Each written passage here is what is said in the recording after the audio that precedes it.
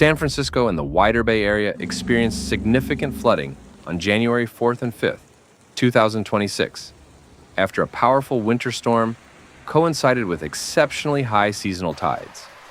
The combination of sustained rainfall, strong onshore winds, and elevated coastal water levels pushed seawater and runoff into low-lying neighborhoods, waterfront roads, and transit corridors, disrupting daily life across the region at the start of the new year.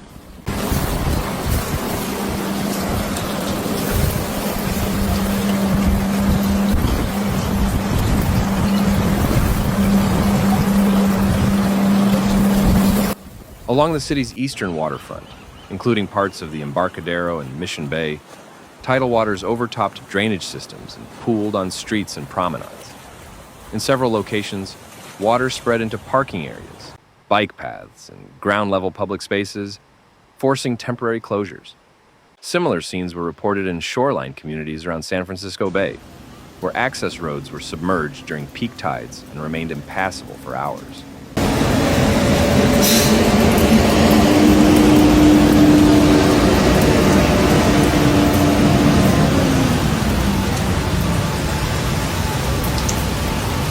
Transportation was among the most affected services.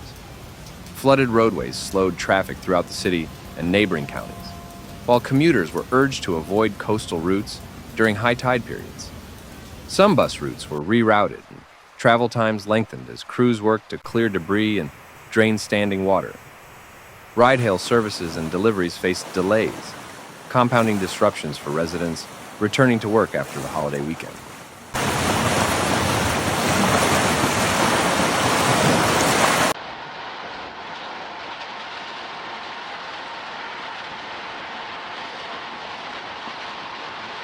Homes and businesses in low-lying areas reported water intrusion, particularly in basements, garages, and storage spaces.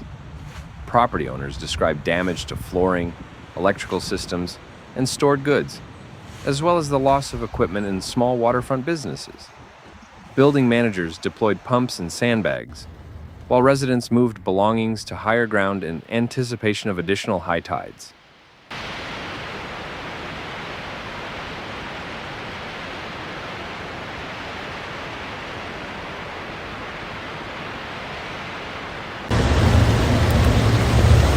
Public services were placed under strain as city crews responded to blocked storm drains, downed debris, and flooded intersections. Emergency management officials issued repeated advisories, warning of hazardous travel conditions, and urging people to keep clear of flooded streets. Coastal flood advisories remained in effect through January 5th, reflecting concerns that elevated tides could prolong impacts even as rainfall eased.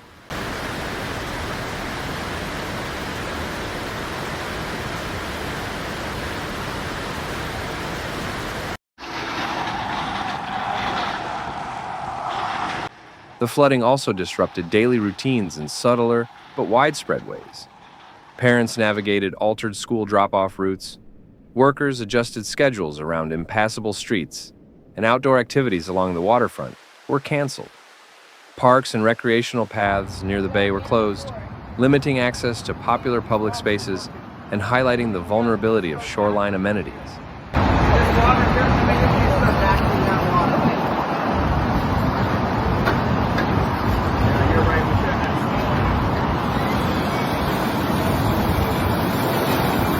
Meteorologists attributed the event to a convergence of factors rather than a single extreme downpour. Seasonal king tides, the highest astronomical tides of the year, were amplified by storm surge from persistent winds and steady rain. With the ground already saturated, runoff drained slowly, allowing water to linger in streets and low spots long after peak tides passed.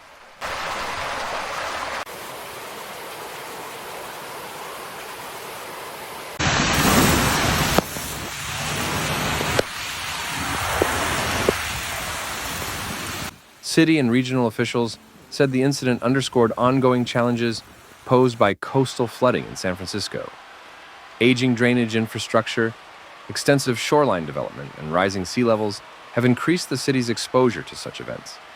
In recent years, authorities have expanded temporary flood defenses and long-term adaptation planning.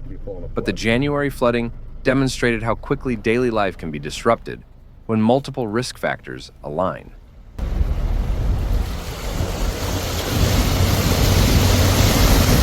Oh no. Oh. It's in them. Yeah, they're In neighboring Bay Area counties, particularly Marin and parts of the East Bay, flooding compounded regional disruption. Low-lying communities near tidal marshes saw streets temporarily transformed into shallow waterways, cutting off access to residential blocks and shopping areas. Some residents reported difficulty reaching essential services, including pharmacies and grocery stores, as parking lots and connecting roads were inundated during peak water levels.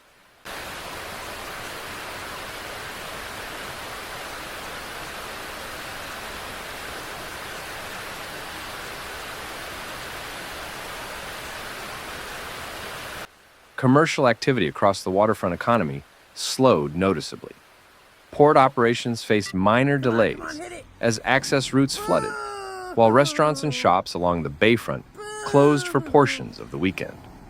Small business owners described lost revenue during what is typically a busy period, noting that cleanup and repairs extended beyond the immediate end of the storm. They slowed down.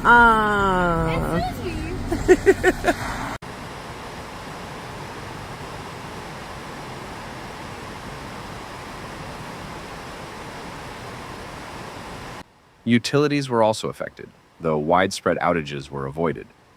Localized electrical and communication disruptions occurred where water reached underground infrastructure, prompting precautionary shutdowns and inspections.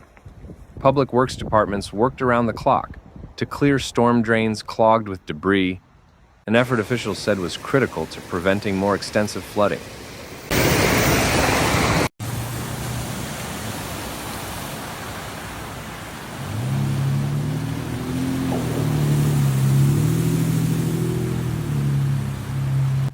Officials emphasized that while January's flooding did not involve a single catastrophic failure, its cumulative effects were significant.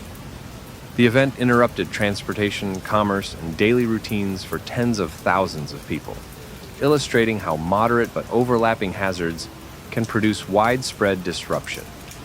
As San Francisco continues to plan for future storms, the January 4th to 5th flooding has become another data point in the city's ongoing assessment of how to protect a dense, low-lying coastal metropolis.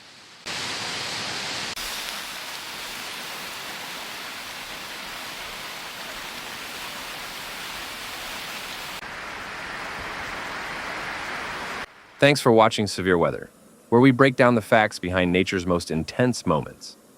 If you found this video helpful, please like, comment, and subscribe. Your support keeps this channel going. Hit the bell so you never miss a real, calm, and clear report. Note, some footage in this video may be used for illustration and may not show the exact event described. See you in the next one. Stay informed, stay safe.